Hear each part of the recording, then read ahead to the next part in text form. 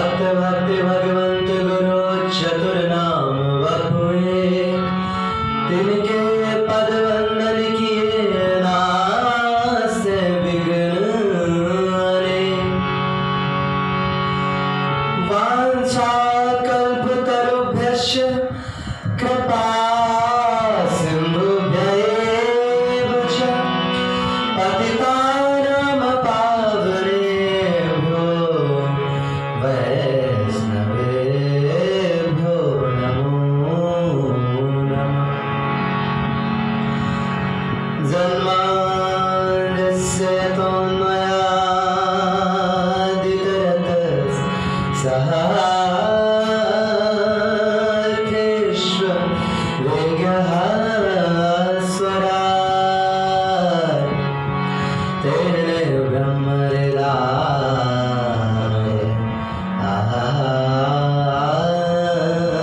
आदिकवये मुह्यन्ति यत्सूरयः। तेजोवारि मृदां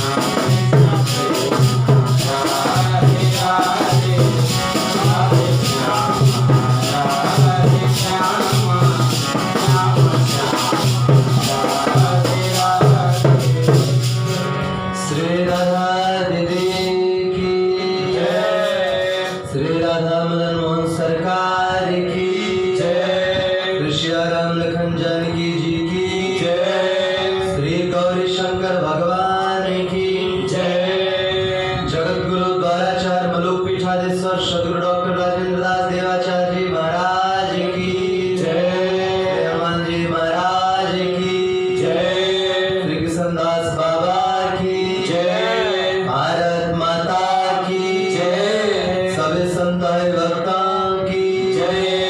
जय जय श्री राधे श्याम, जय जय श्री सीताराम, हर हर महादेव।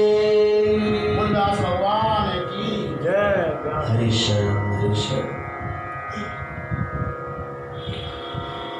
आज श्रीमद् भागवत कथा वर्ष पारायण का 9वां दिवस है। अभी तक की चर्चा में श्री भागवत के महात्म्य,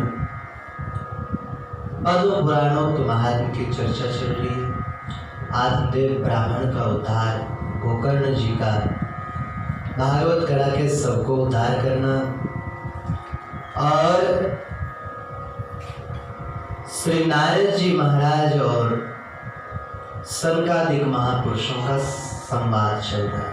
अब उससे आगे की कथा, कल कुछ नियम बताए थे भागवत कराने से पहले क्या क्या करना होता है, व्यास कैसा होना चाहिए और श्रोता कैसा होना चाहिए, इस विषय में कल चर्चा रही है। उससे आगे की चर्चा करते हैं।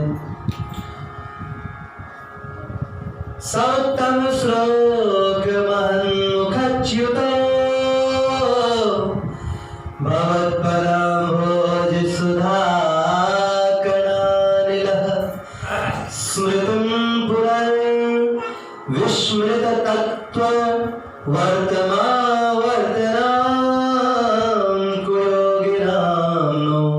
वितरत्यलं वरे। हरि शरण हरि शरण।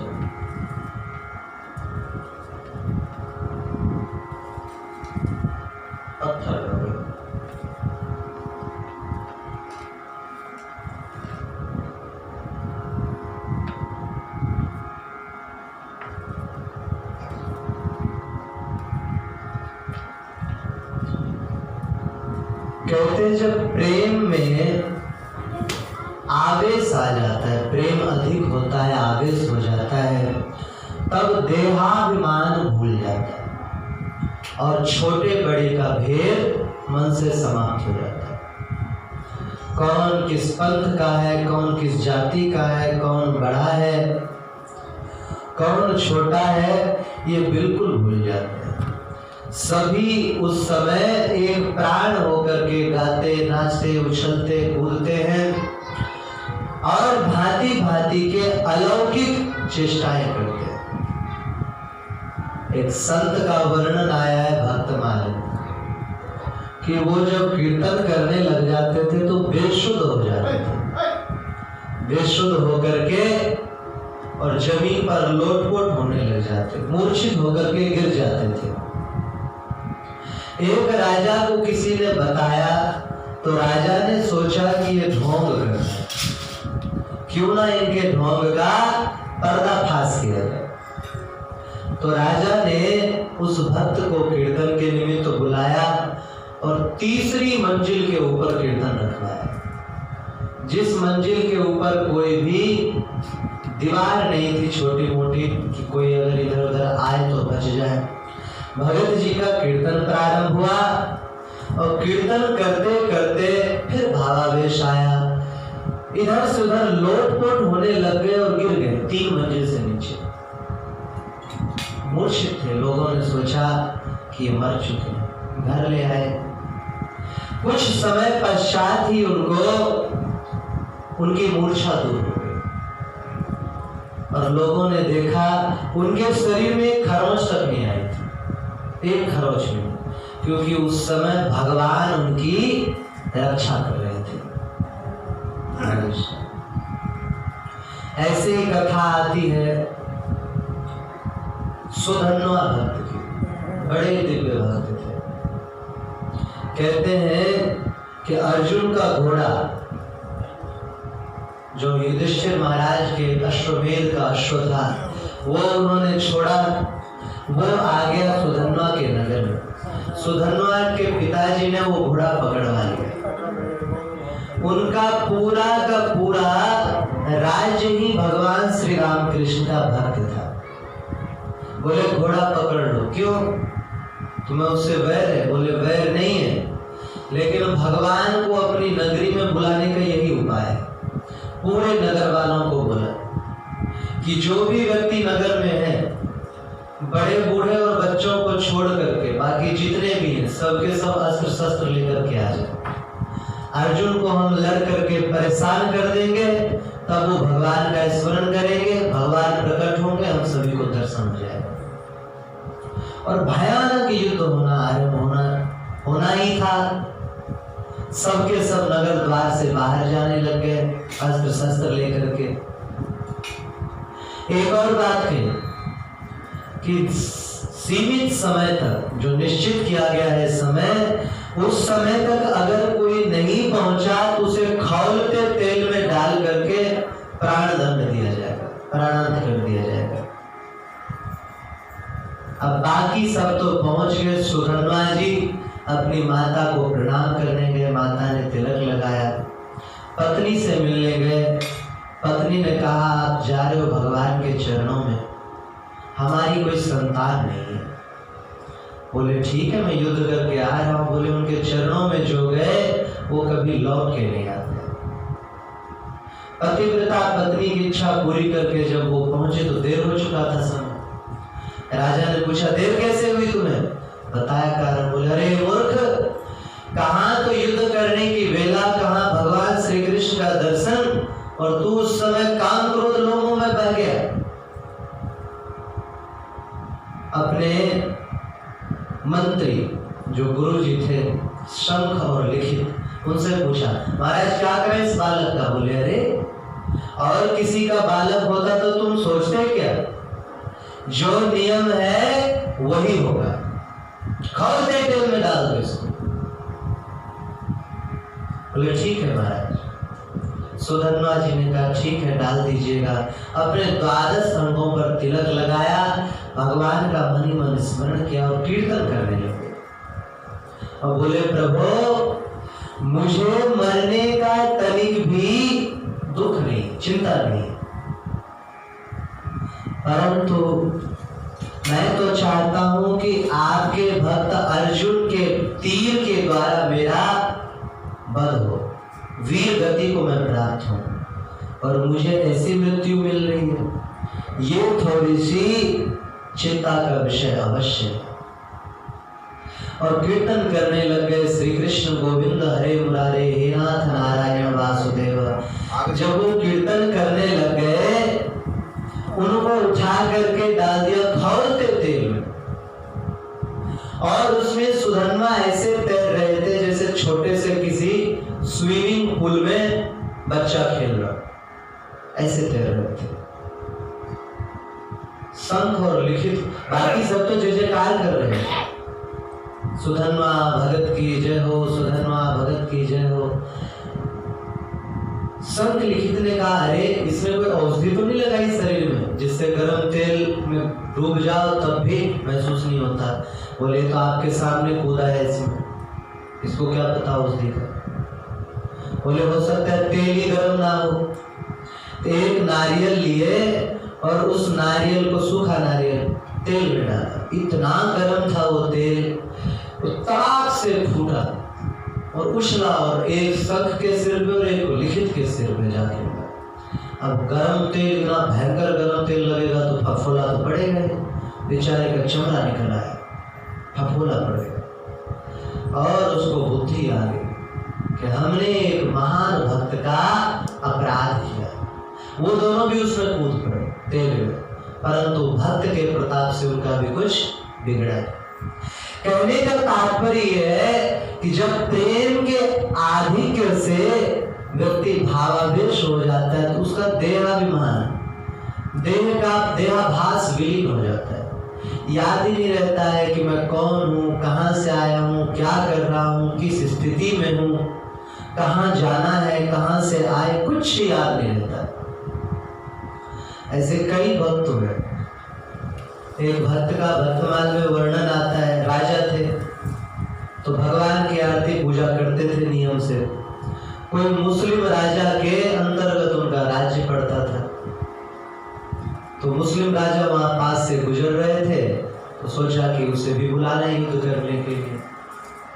सैनिक भेजा तो सैनिक ने कहा वो तो भगवान का भजन कर रहे हैं, नहीं दर्शन देंगे। राजा खुद आ गया और आकर के सोचा देखें, दंडोत करे हुए थे वो जो भक्त राजा थे। उसने तलवार लिया, ऐसा माना एड़ी काट दी हुई, लेकिन राजा तनिक भी इस तक नहीं किया, वैसे ही दंडोत करता रहा। थोड़ी देर बाद उठकर चलिए युद्ध करने के लिए चले।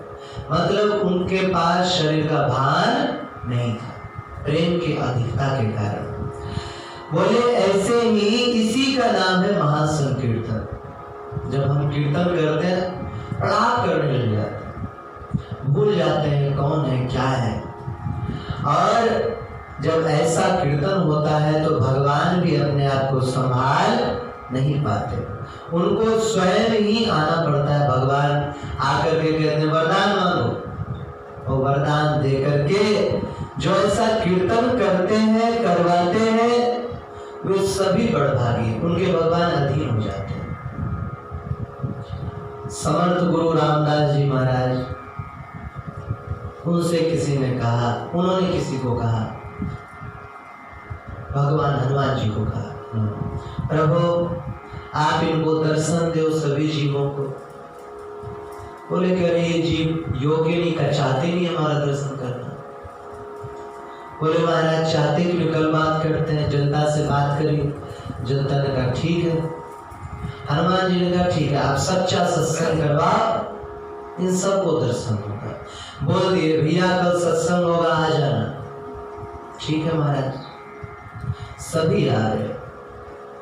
महाराज वो खूब कीर्तन करते रहे, झूम झूम के कीर्तन करने लगे, नाचने लग गए। लोग बार बार घड़ी की ओर देखे।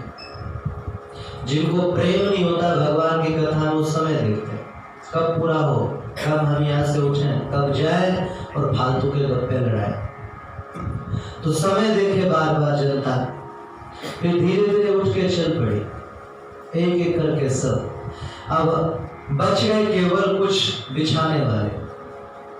तो वो भी जब समर्थ गुरु रामदास जी इस तरफ से नाचते हुए उधर गए, इधर का उठा लिया, जब इधर आए उधर का उठा लिया। आखिरकार 12 बज गए रात के, हनुमान जी प्रकट हो गए।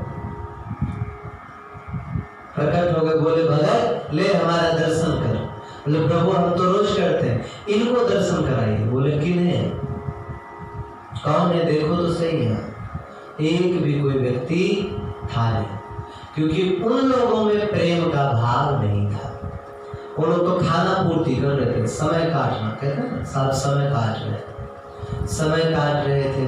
तो जब प्रेम का आधिक्य हो जाता है तो समझ लो भगवान स्वयं प्रकट हो जाता है। बस वो भाव हृदय में आना चाहिए।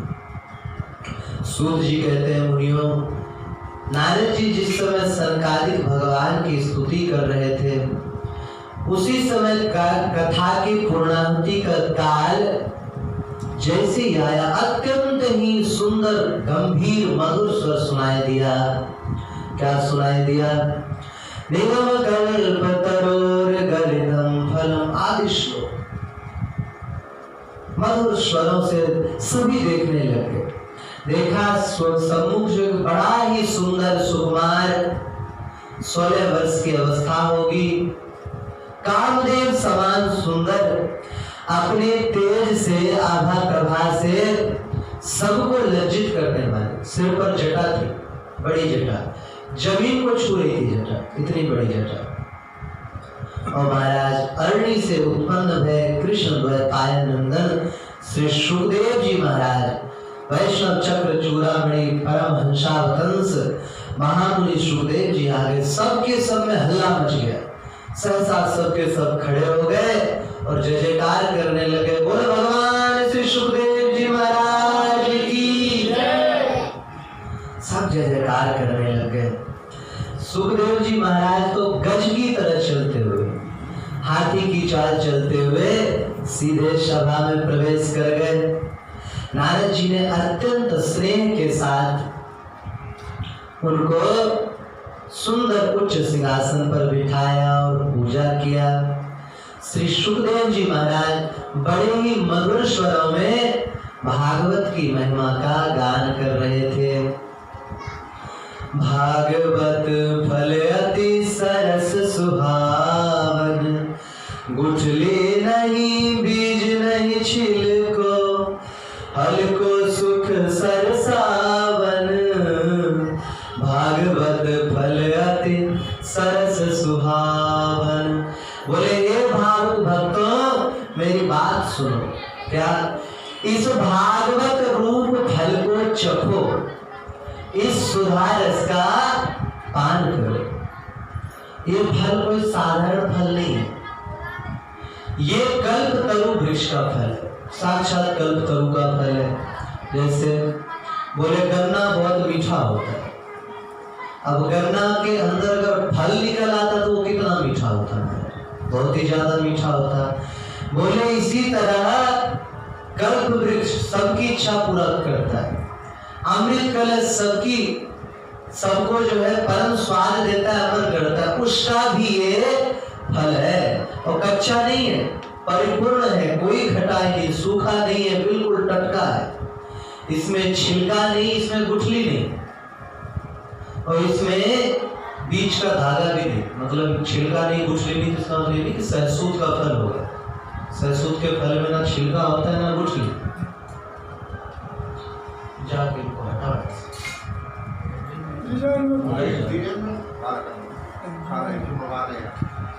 हरे शरणम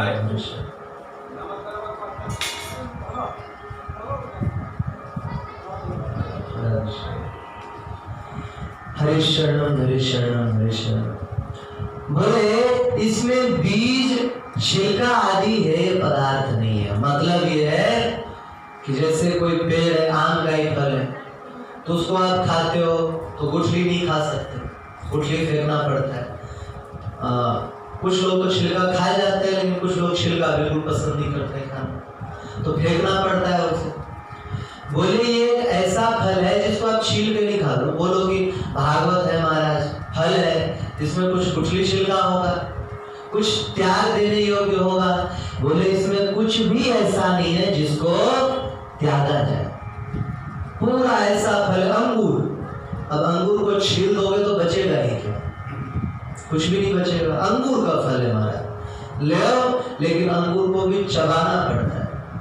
ये अंगूर से भी श्रेष्ठ है। मक्खन एकदम अच्छा सा मक्खन मिलाया और मिश्री पीस करके मिला दिया, ऐसा है। बोले सभी के खाने योग्य है, और पृथ्वी पर ये सभी नर नारियों के लिए दुर्लभ था, परंतु भगवान सुखदेव जी ने चोंच मार करके पेड़ से इसको नीचे गिरा दिया और सभी के लिए सहज सुलभ हो गया। बोले देखो संसार में फूल बहुत सारे सुंदर सुंदर फूल हैं, अब फूलों को पकड़ पकड़ के खाओ, उसमें से स्वाद मिलेगा क्या? फूलों में स्वाद मिठास नहीं होता। कुछ फूलों को छोड़ दिया जाए तो सुना है एकांत तो फूल ही खाए जाते हैं, जैसे गोभी का फूल खाया जाता है, लेकिन प्राय फूलों में मिठास नहीं होता है। तो भंवरा इकट्ठा उसी फूलों में से करता है शहद, और उसमें देखो कितना मिठास होता है, बहुत मीठा होता है। बोले इसी तरह वेद शास्त्र आदि पुष्प था, फूल था। पुराण, वेद, उपनिषद, स्मृति ग्रंथ, संहिता ग्रंथ, सभी पुष्प थे, उसमें रस था, परंतु हम डायरेक्ट फूल खाने लग जाए तो उसमें स्वाद नहीं आएगा। तो सुखदेव जी ने कहा कि इसको व्यास जी महाराज ने, व्यास जी भंवरा सभी वेद शास्त्र आदि से लेकर के उसका रस और परम शहद रूपी श्रीमद् भागवत ग्रंथ बना दिया। अब ये शहद, अब ये कोई भी खाएगा उसको मिठास का अनुभव हो जाएगा। बोले श्रीमद् भागवत महापुराण अमर ग्रंथ है, और इसमें कल्याण में ज्ञातव्य बातों का, भगवान से संबंधित बातों का वर्णन है। बोले इसका फल क्या है महाराज? पाठ करने का, सुनने का। बोले भगवान को पा लेना, ठाकुर जी को हृदय में बसा लेना ही इसका फल है। पुराण है? अरे नहीं, ये तो पुराणों का शिरोमणि है, सभी पुराणों का शिरोमणि। वैष्णवों का परम धन है, सर्वस्व है परमहंसों का। और बोले जीव जैसे ही इस भागवत का पाठ करता है, सुनने लग जाता है, पढ़ने लग जाता है, सुनाने लग जाता है, संस्कृति के चक्र से मुक्त हो जाता है। और ये रस ना शिवलोक में है, ना वैकुंठ लोक में है, ना ब्रह्मलोक में है, ये तो केवल यही है, पृथ्वी पे ही ये रस है। पहले तो महाराज केवल भारतवर्ष में था, फिर श्री भक्ति महारानी की इच्छा थी, एक बार इच्छा करी कि इदं स्थानं परित्यज्य विदेशं गम्यते। उनकी इस इच्छा को पूरी करने के लिए भगवान प्रभुपाद जी के रूप में आ गए और भक्ति विदान प्रभुपाद जी के रूप में पूरे विश्व में जाकर के भगवान के नाम का, गीता का, भागवत का प्रचार किया। तब पूरे विश्व में भगवान की भागवत और गीता का, लीलाओं का प्रचार है। इसका सबसे बड़ा श्रेय अगर किसी महापुरुष को जाता है तो वो महापुरुष है अभय चरणारविंद श्री प्रभुपाद जी महाराज, जो इस्कॉन के हरे कृष्ण हरे राम जो भजन गाया जाता है उसके संस्थापक हैं। परम दिव्य संत, एकदम बुढ़ापे की अवस्था में, जब लोग चलना फिरना भी बंद हो जाता है, हार्ट अटैक की बीमारी थी उनको, ऐसी अवस्था में 70 वर्ष से ऊपर की अवस्था में, और विदेश गए और पैसा नहीं है पास में कुछ भी, वहां जाएंगे तो खाएंगे क्या, पिएंगे क्या, कुछ पता नहीं, परंतु वो गए और वहां जाकर के उन्होंने भक्ति का प्रचार किया। ऐसे परम संत बोले उनकी कृपा से पूरे विश्व में भगवान की लीलाओं का प्रचार हुआ। तो सुखदेव जी कह रहे हैं चूकना नहीं रे, लोगों को ललकार के कहता हूँ, सुखदेव जी का हट करके कहता हूँ, हाथ ऊपर करके कहता हूँ, प्रतिज्ञा करके कहता हूँ, चूकना मत। जैसे ही अवसर मिले भागवत कथा का पान अवश्य करना, अवश्य अवश्य में। और श्रीमद् भागवत कथा आज युग देखो कैसा है, संतों की कृपा से फ्री में मिल रहा है। नहीं तो श्रीमद् भागवत हम जानते हैं, छोटे से बालक थे, बैलगाड़ी के ऊपर बैठ करके 30-30 कोस जाते थे सुनने के लिए। गांव में होता ही नहीं था, कोई व्यास लाए कहीं से करके, व्यास ही कम थे, लेकिन जो थे सच्चे व्यास थे। और रोज जो है 10:30-11 घंटे कथा होती थी, 2 टाइम की कथा, और दूर दूर तक सुनने के लिए जाते, बड़ा दुर्लभ था। तो दुर्लभ था तो उसका मूल्य भी था, अब सर्व सुलभ हो गया तो लोग उसका मूल्य समझना बंद हो गया। हरि शरण हरि शरण। सूत जी कहते हैं जिस समय सुखदेव जी महिमा का वर्णन कर रहे थे उस समय सबने देखा आसमान में, आकाश में विमान ही विमान भर गए, और उन विमानों में देखा इंद्र, उद्धव, बलि, अर्जुन आदि के साथ साक्षात ठाकुर जी प्रकट हो गए। सबके सब जय जयकार करने लग गए, बोलो भक्तवत्सल भगवान की जय जयकार करने लग गए। महाराज ठाकुर जी को देख करके सबके आनंद की सीमा नहीं रही। नारद जी ने प्रेम में विह्वल होकर के एक बहुत ही उच्च आसन पर ठाकुर जी को विराजमान किया, विधि पूर्वक पूजा करी और भाव विभोर होकर के कीर्तन करने लगे। संकीर्तन इतना जबरदस्त था कि उसकी आवाज ब्रह्मलोक तक पहुंच गई। देखो ऐसे तो माइक लगा लो चाहे कैसे भी चिल्लाओ, दूर तक आवाज नहीं जाती, लेकिन जब कोई हृदय से पुकारता है ना तो उसकी आवाज महाराज जिसके कानों में जानी चाहिए वहां तक पहुंच जाता है। माँ काम कर रही है, छोटा बच्चा सोया है, घर में टीवी चल रहा है, तमाम चल रहा है, लेकिन बच्चा को माँ करे, बाकी को सुनाए भले ना दे, माँ को पता चल जाता है क्योंकि चित्त वहां लगा है। इसमें बड़े बड़े भक्त कीर्तन कर रहे थे, ब्रह्मलोक तक ध्वनि पहुंच गई। ब्रह्मा जी चौंके, अरे कहाँ हो रहा है कीर्तन? बोले फलानी जगह। चलो चलो, हंस को बुलाया। भगवान शंकर समाधि में मग्न थे, पार्वती में झट छोड़ा, अरे बाबा उठो, अरे कब तक इस सुखी समाधि में लगे रहोगे? अरे ठाकुर जी पधार गए, कीर्तन हो रहा है, आंख खोले, क्या बात है? कीर्तन, बुलाओ नादिया को। नादिया, हुम्मा। आया महाराज और पहुंचा उन पे बैठ करके, और वो भी चल पड़े। वहां पर कदेव, देवता, यक्ष, गंधर्व, ऋषि, मुनि सबके सब एकत्रित हो गए। उस संकीर्तन में बात की बात में अलौकिक आभा संपन्न हो गया। सुना है इंद्र जो है ना, हमारे देवराज इंद्र, वो मृदंग बड़ा अच्छा बजाते हैं। वो मृदंग हाथ में ले लिए, मृदंग बजाने लग गए। प्रहलाद जी बड़े चंचल हैं ताल देने में, तो वो ताल देने लग गए वाद्यों से। उद्धव जी ने मंजीरा उठा लिया, नारद जी बीड़ा बजाने लग गए, और अर्जुन का गला बड़ा मीठा था। अर्जुन जी का गला बहुत मीठा था, तो अर्जुन जी जो है आलाप लेने लग गए। सनत सनंदन, सनत कुमार और सनातन जी ये उठ गए, और ये बीच बीच में जय हो, साधो साधो ऐसा बोलते। और श्री सुखदेव जी महाराज भी खड़े हो गए।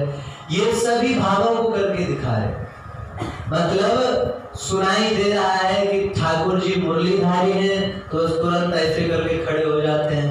सुनाई दे रहा है ठाकुर जी ने गिरिराज धारण किया, उंगली उठा ली, त्रिभंग ललित में हो गए।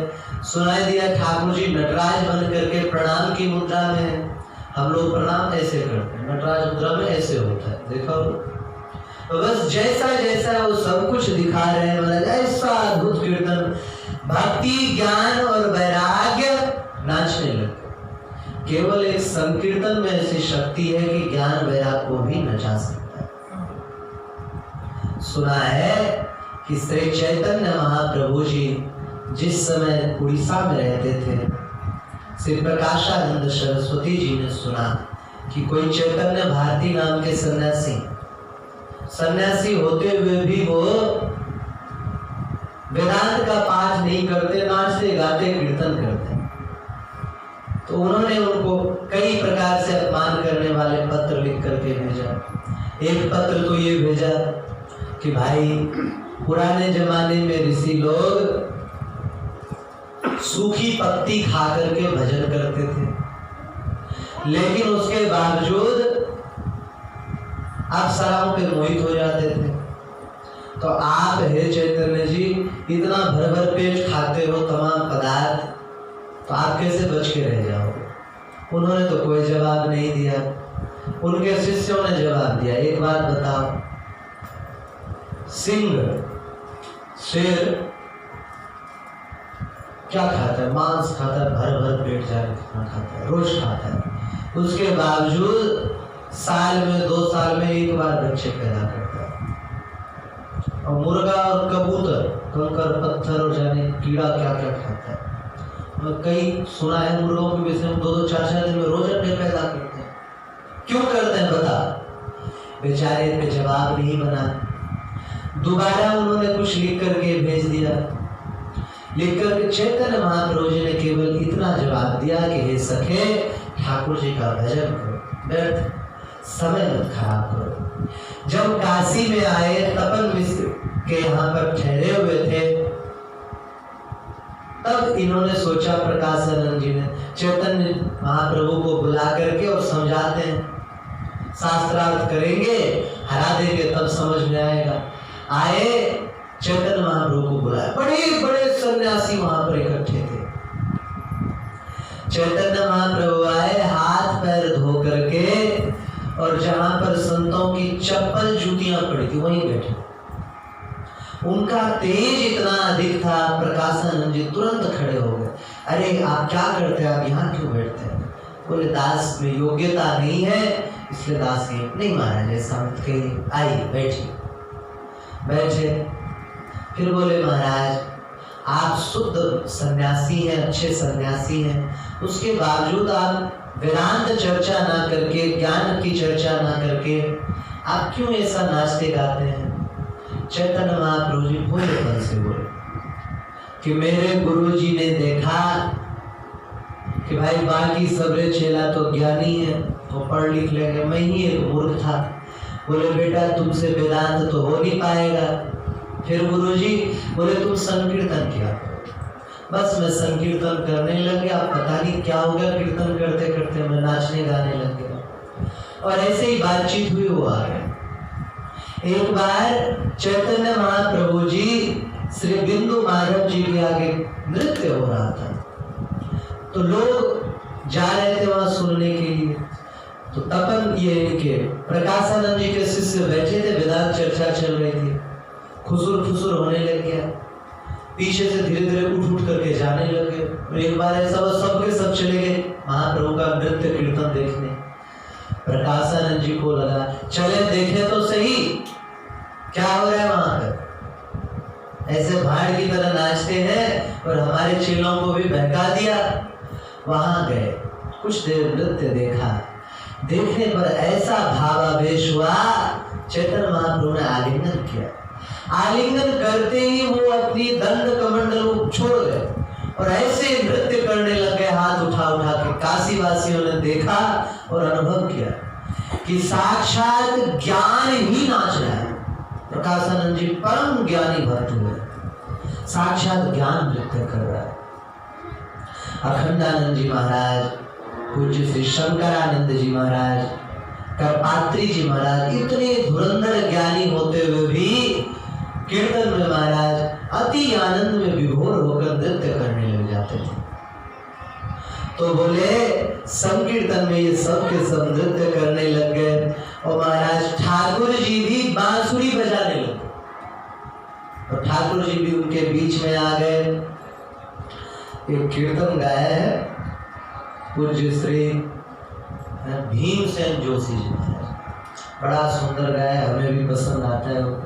रचना किनकी है ये तो भगवान ही जाने, कभी प्रयास भी नहीं किया जानने का।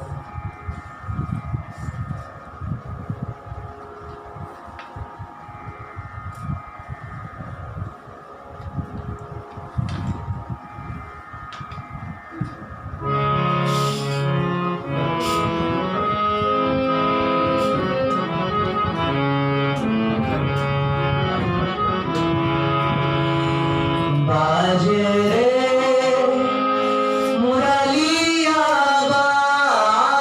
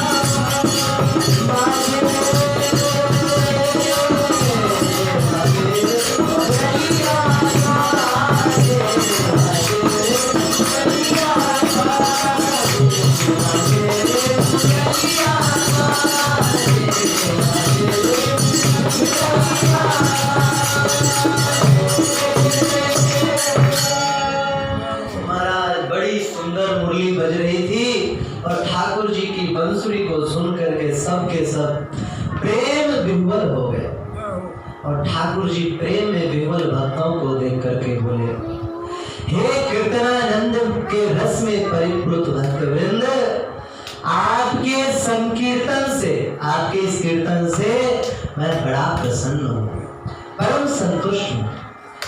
आपकी ऐसी अलौकिक अद्भुत भक्ति को देख करके मैं आपके अधीन हो गया। मान लो क्या चाहते हो हमसे, जो चाहिए सब कुछ मिलेगा, जो कहोगे वही दूंगा। मांगो, क्या मांगते हो?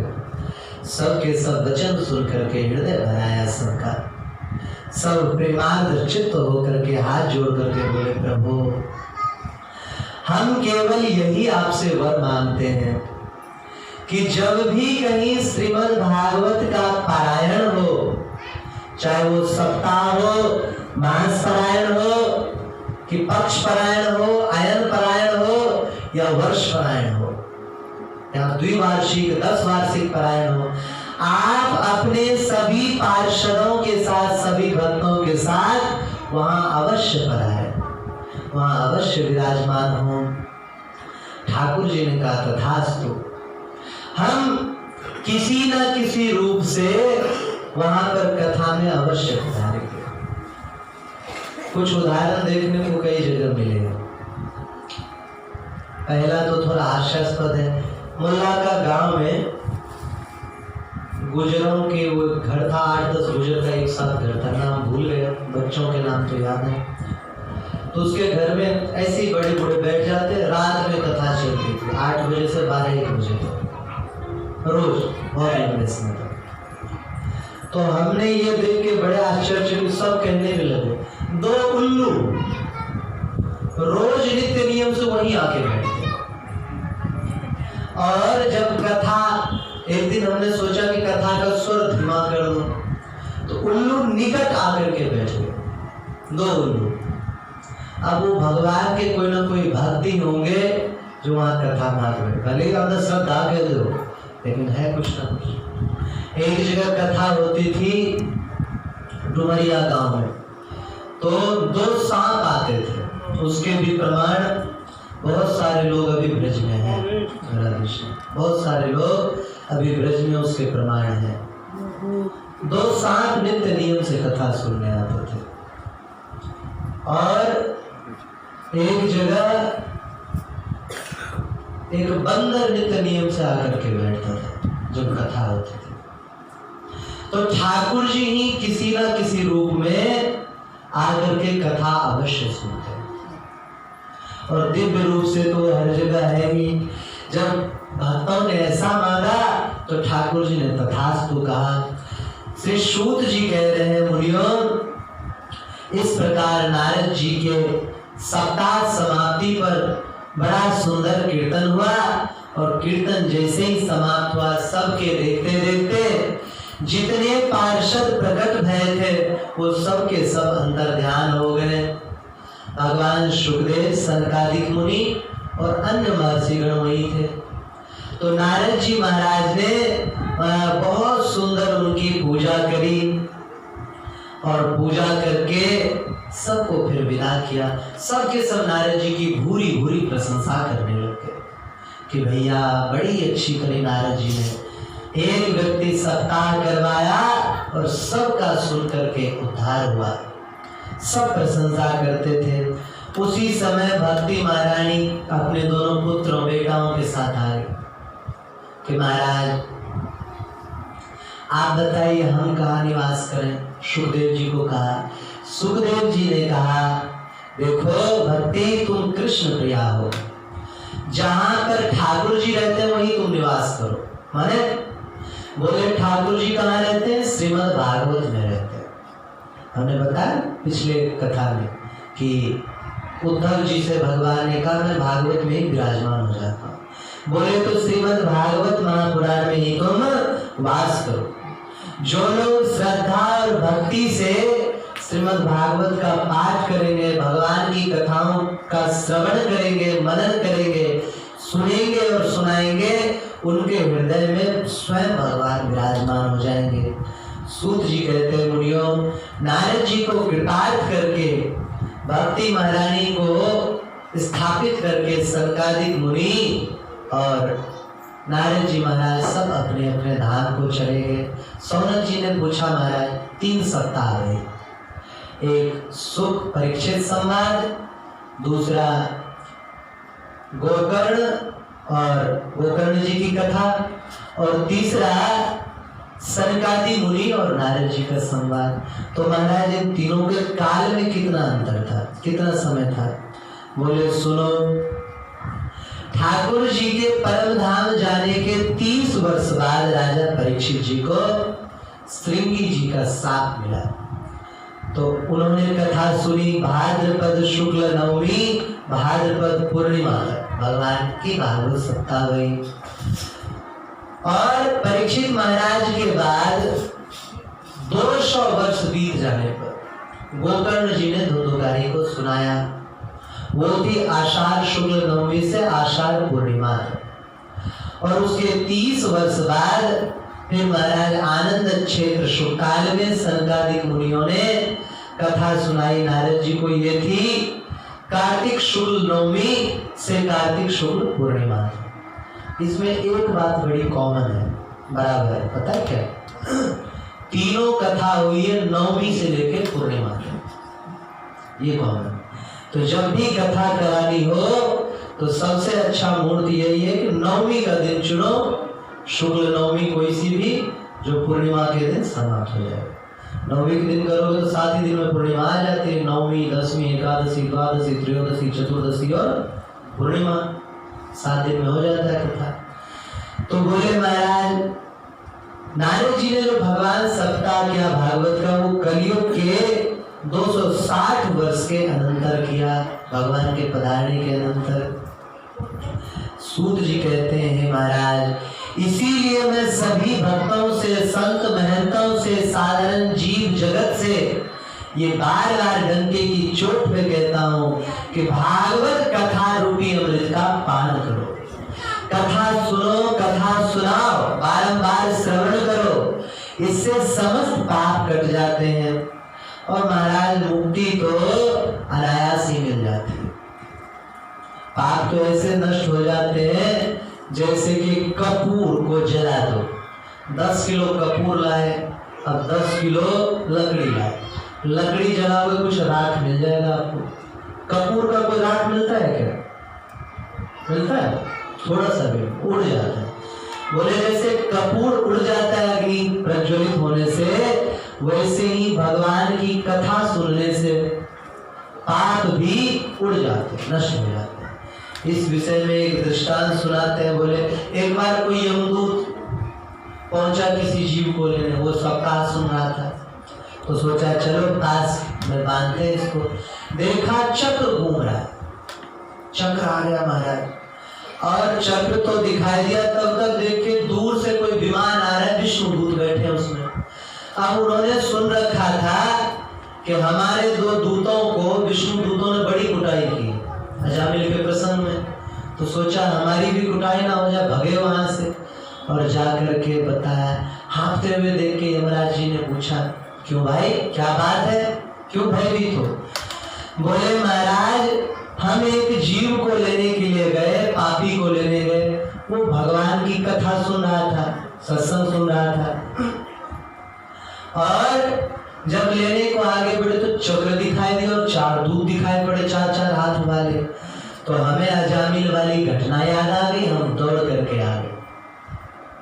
यह सुन के यमराज जी तुरंत उठे और दूतों को पास में बुला के एकांत में ले गए, कान में कहा, दूतों धीरे धीरे कहता हूँ सुनो, जो भगवान की कथा सुनते हो, भगवान की कथा लीला का पठन पाठन श्रवण मनन दूसरों को सुनाते हो, उनके निकट भूल करके मत जाना, उनके ऊपर हमारा शासन नहीं रहता। बोले अरे महाराज, प्राणी मात्र के स्वामी तो आप हो, फिर आपका शासन कैसे नहीं रहता है?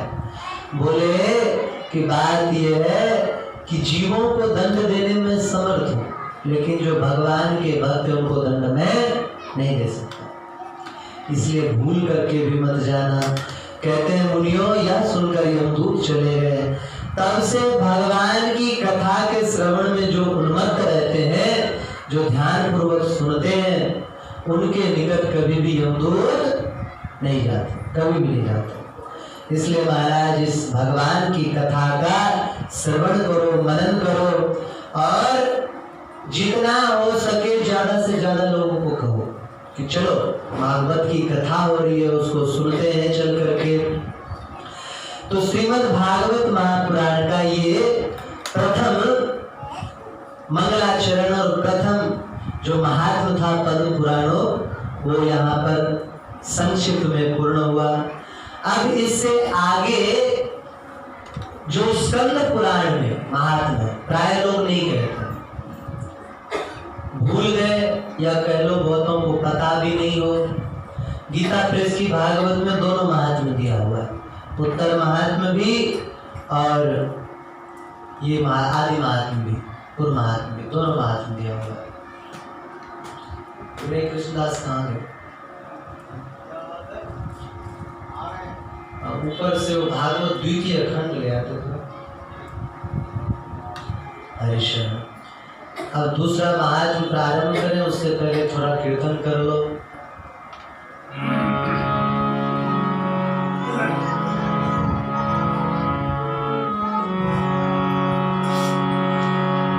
श्री राम जय राम जय जय राम,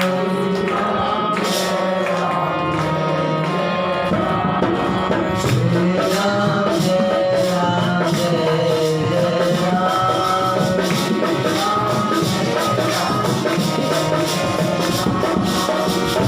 जय जय श्यामा जय जय श्याम,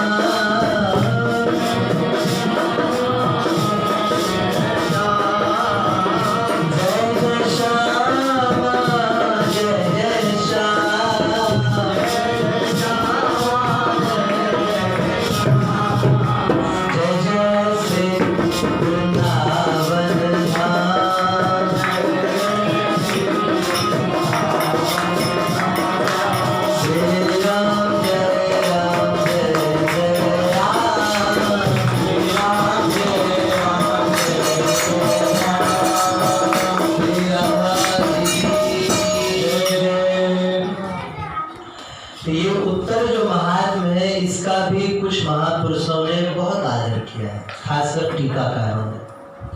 और उन टीकाकारों में भी श्री वल्लभाचार्य महाप्रभु जिन्होंने भक्ति रस बोधनी नाम की टीका लिखी है, उस टीका में इसका विशेष आदर किया, तो उसका हम मंगलाचरण करते हैं। हरि शरण हरि शरण।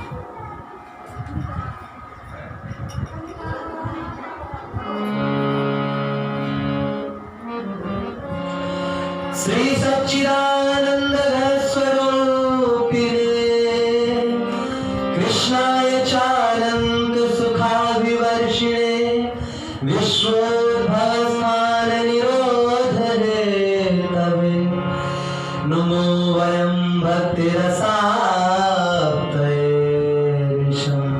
बोले जिनका स्वरूप सच्चिदानंद घन है। प्रथम दिन भी हमने इस बात की चर्चा करी थी कि भगवान सत स्वरूप है, भगवान चित स्वरूप है और भगवान आनंद स्वरूप है। दोनों मंगलाचरण में बहुत साम्यता है, लेकिन उस मंगलाचरण में तापत्रय विनाश है, त्रिताप का नाश करते हैं।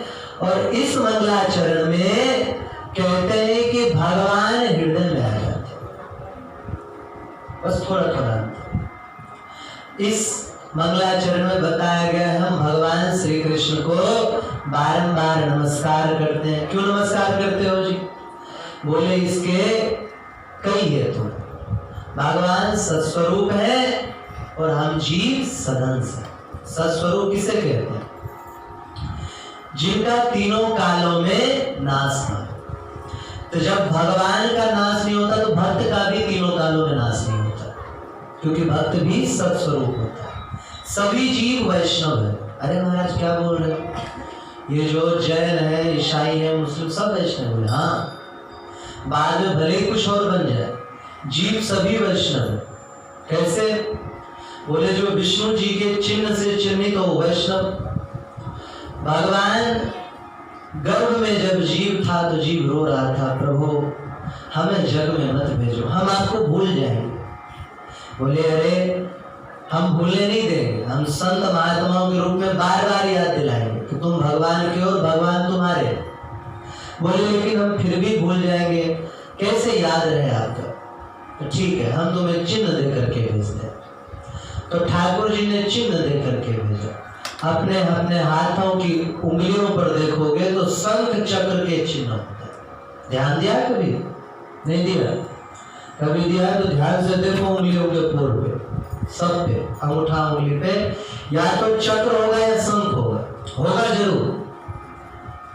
तो शंख चक्र का चिन्ह, और ये मनुष्य मात्र का के हाथों में, वो चाहे हिंदू हो, चाहे मुस्लिम हो, सिख हो, ईसाई हो, जैन हो, बौद्ध हो, तुर्क हो, कोई भी हो, यहूदी हो, सबके हाथ पे चिन्ह होगा। तो जन्म से सभी वैष्णव होते हैं।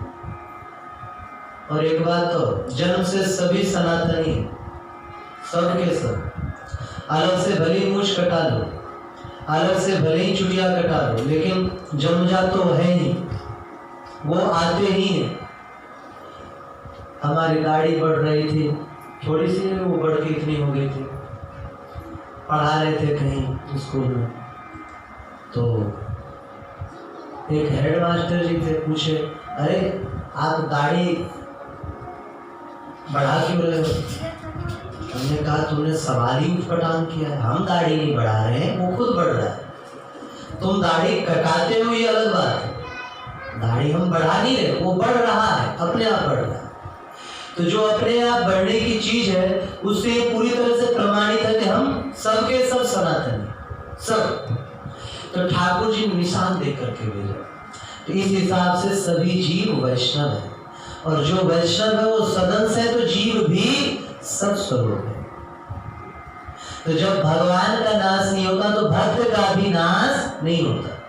कबीरदास जी महाराज को गए, बहुत लंबा समय व्यतीत हो चुका था। श्री हरिराम व्यास जी महाराज भक्त चरित्र करते समय एक बार कबीरदास जी का चरित्र बोल रहे थे। उस चरित्र में उन्होंने कहा कि कबीरदास जी महाराज की वाणियों में केवल ज्ञान की वाणी मिलती है, ऐसा करो, ऐसा मत करो, ये वो तमाम बातें। तो लगता है कबीरदास जी महाराज सरस भक्त नहीं थे। फिर बोले कबीरदास जी महाराज ज्ञानी भक्त थे, रसी भक्त, सुस्त भक्त थे। इतना बोलना था, वो जब भी ध्यान में बैठते राधा कृष्ण उनके ध्यान में उतर आते, उनके ध्यान में आने बंद हो गए राधा कृष्ण। बहुत आसन बदला, प्राणायाम किया, स्नान किया, लेकिन ठाकुर जी प्रकट नहीं हुए। अपने गुरु जी के पास गए, गुरु जी ने कहा तुमसे कोई ना कोई भक्ता प्राप्त हुआ। ध्यान लगाए, बोले ऐसी ऐसी बात हुई, तुम बिल्कुल गलत बोले हो। कबीरदास जी महाराज जैसे रसिक भक्त कौन होंगे, मिलने ही मुश्किल है महाराज। एक बार कबीरदास जी राम राम राम राम राम ऐसा कहते रो रहे थे गंगा जी के किनारे। देखा पीछे से कोई कबीर कबीर कबीर कबीर कहता डोल रहा है। ध्यान से देखा, अरे कौन है, ये तो ठाकुर जी है। तो बोले ठाकुर जी, बोले मन ऐसा निर्मल भया, और उसमें कुछ है तो निकला कबीर कबीर कुछ निकला। बोले तो ठाकुर जी ने जब ये चौपाई बोले, मन ऐसा निर्मल भया जैसे गंगा तीर, आगे आगे नहीं पाछे पाछे हरि फिरे कहत कबीर कबीर, ऐसा था। तो ठाकुर जी ने कहा, तो कबीरदास जी ने कहा, कबीरा कबीरा कहा कहे जा यमुना के तीर, एक गोपी के प्रेम में बह गए कोटि कबीर। क्या कबीर कबीर बोलते हो बाबा, जाओ वृंदावन चले जाओ, देखो गोपियों का प्रेम। तो कबीरदास जी कोई साधारण प्रेमी भक्त है, असाधारण। भजो रे भाई राम गोविंद हरि, जब तब साधन कछु नहीं लागत, खर्चत नहीं गठरी। कुछ साधन नहीं, राम राम जपो आराम से बैठिए। उनके कई ऐसे वचन है, मैं हरि जननी मैं बालक तोरा। हे ठाकुर जी मैं तुम्हारा बालक हूँ। तो पाप, अरे तूने तो पाप किया है। बोले काहे ना अब गुण बख्शहु मोरा। अरे तू माँ हो, माँ तो अपने बच्चे के तमाम बातें भूल जाती है। हरि जननी मैं बालक तोरा, जो भगवान को माता पिता मान रहे, सखा मान रहे, रमैया बिन नींद न आवे हो, पति मान रहे ठाकुर जी को, और सखा मान रहे। तो ऐसे दिव्य भक्त वो क्या शुष्क हृदय के होंगे, हो ही नहीं सकता है। वो कहते हैं आडंबर पे टिकड़ा टिप्पणी करते हैं। ज्ञान के वचन उन्होंने कहा, तो इन्होंने कहा ऐसे भक्त शुष्क नहीं हो सकते, शुष्क नहीं हो सकते। वो हर आडंबर पे वो बोलते थे, हर बात पे। तो हिंदुओं को भी कहा, मुसलमानों को भी कहा, कंकर पत्थर जोड़ के मस्जिद दियो चिनाए, वाते मुल्ला बांग दे का बहरा भया खुलाए। ऊपर चढ़ करके मुल्ला बांग देना समझो, मुर्गा बांग देता सुबह से, क्या तुम्हारा खुदा बहरा हो गया। हिंदुओं को भी कहा है, पाथर पूजे हरि मिले तो मैं पूजूं पहाड़, याते तो चाकी भली बीस खाए संसार। उन्होंने कहीं भी श्रद्धा का खंडन नहीं किया, उन्होंने अंधश्रद्धा का खंडन किया कि मंदिर के ठाकुर जी में तो प्रेम भाव रखो, और अपना कोई भाई है हिंदू उसको मारो पीटो, उसकी बहन बेटियों को गाली दो। तो बोले तुम्हारे भजन कीर्तन करने से क्या मिलेगा, जब तुम अपने सभी तो भगवान की संतान है। तो आपस में तुम कितने भी प्रेमी हो, पिता को तो गाल चूमो और बच्चे को थप्पड़ मारो, पिता प्रसन्न हो जाएगा क्या, ये भाव था। तो बोले जाओ कबीरदास जी की आराधना करो। कबीरदास जी को पुकारा प्रेम से उन्होंने, कलि में साचो भक्त कबीर। कलयुग में तो सच्चे भक्त कबीर ही है। और महाराज जब ते हरि विमल मति उपजी, तब ते भुनो न चीर।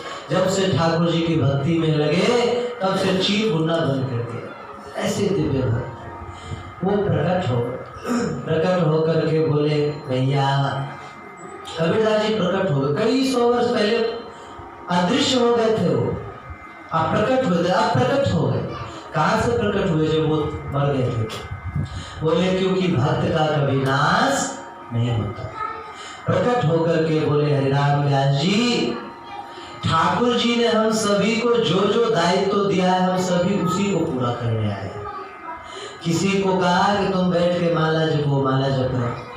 किसी को कहा अरे विवेकानंद जी हुआ, जाओ हिंदुत्व का प्रचार करो, हिंदुत्व का प्रचार डंका बजाए पूरे विश्व में। किसी को कहा ब्रजवास करो, निष्ठा ले लो, ब्रज से बाहर नहीं जाएंगे, तो रमेश बाबा के रूप में भजन करेंगे।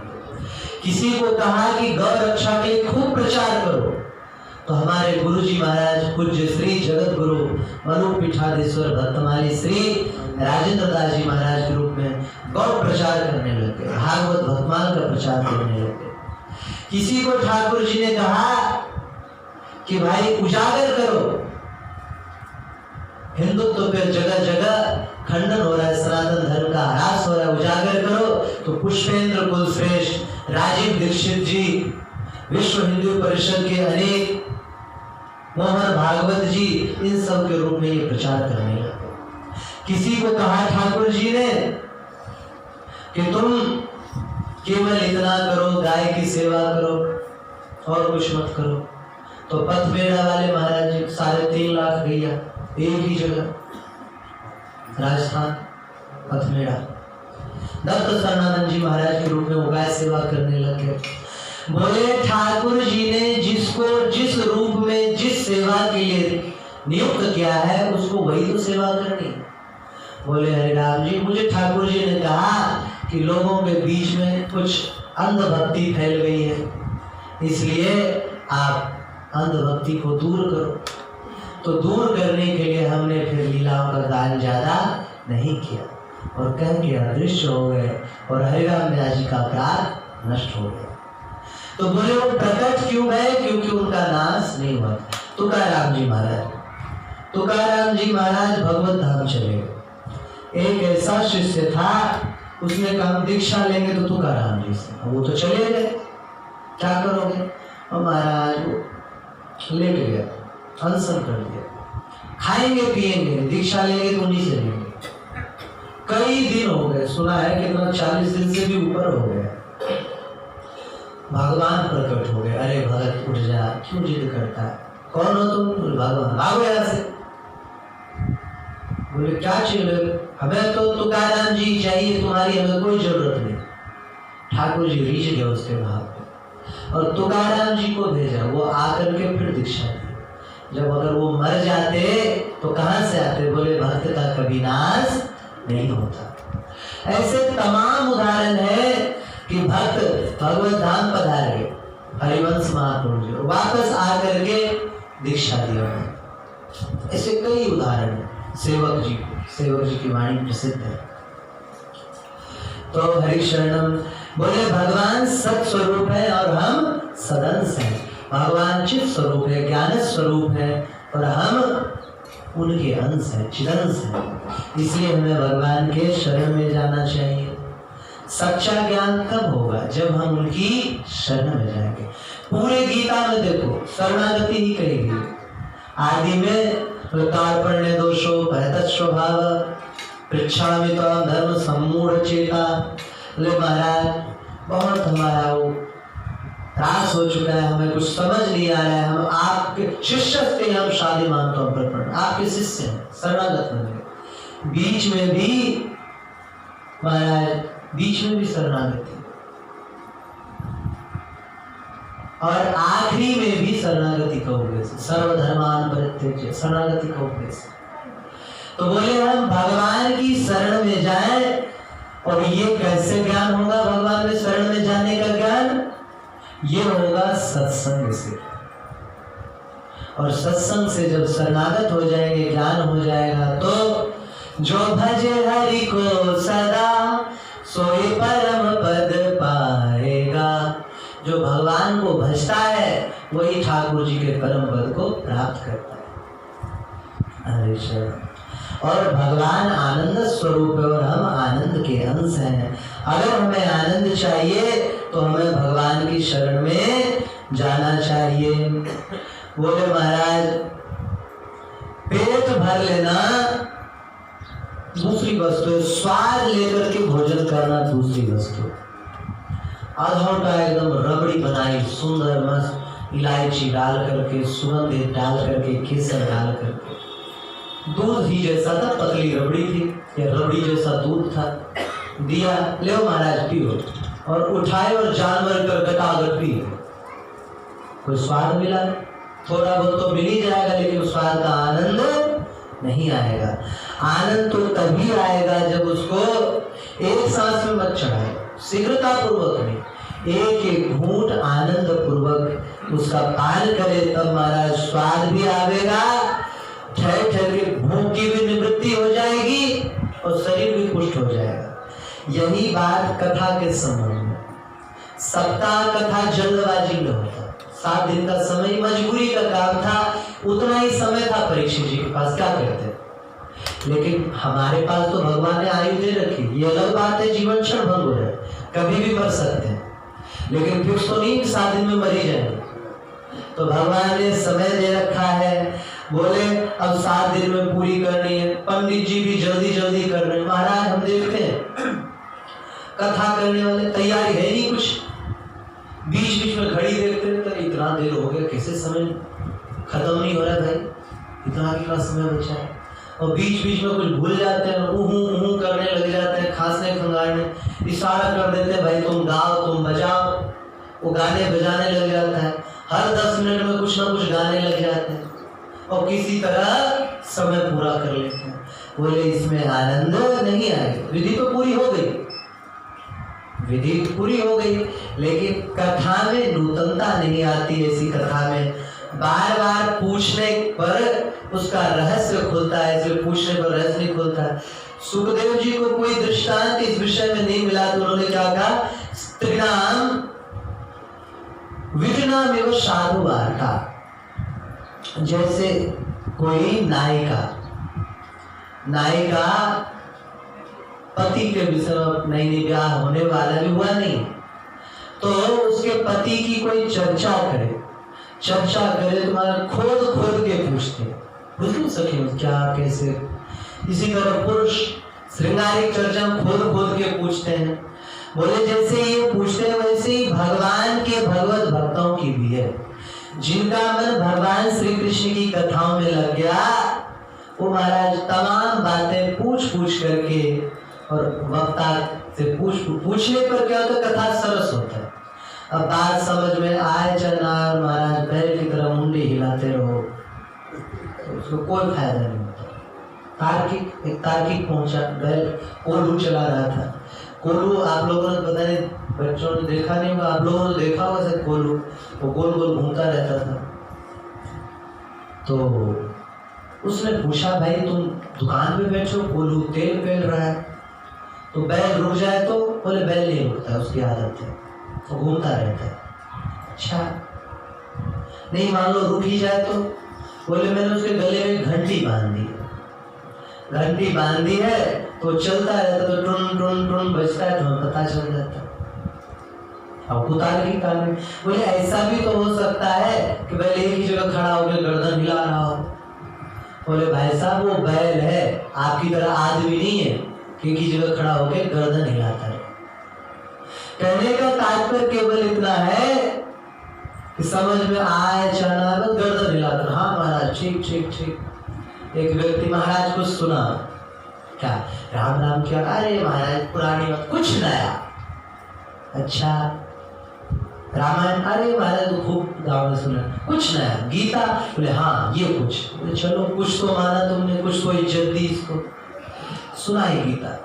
महाराज सर्वोपनिषदो गावो दोग्धा गोपाल नंदना, बहुत सुंदर व्याख्या करी, आधे घंटों बीच में, वाह महाराज क्या बात, वाह आनंद आ गया। महात्मा जी और उमंग में भर करके घंटा भर सुनाया। बोले भगत कुछ पूछ लो, अगर समझ नहीं आ रही हमें और समझ में ना आ रहे, महाराज आप कम समझाए हम ज्यादा समझे। बोले भाई कुछ पूछ लो, हमारी लाज ही रख लो बस गुरु की, कुछ पूछ लो।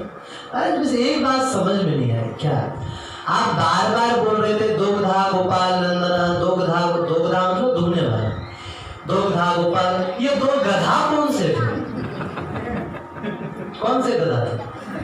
और सिर पीटा, बोले भैया एक गधा मैं हूँ जो तुझ जैसे महान, और दूसरा गधा तू है जिसको मैं कथा सुनाया। तो बोले समझ में आए चना मुंडी हिलाते रहो। हाँ महाराज बिल्कुल ठीक।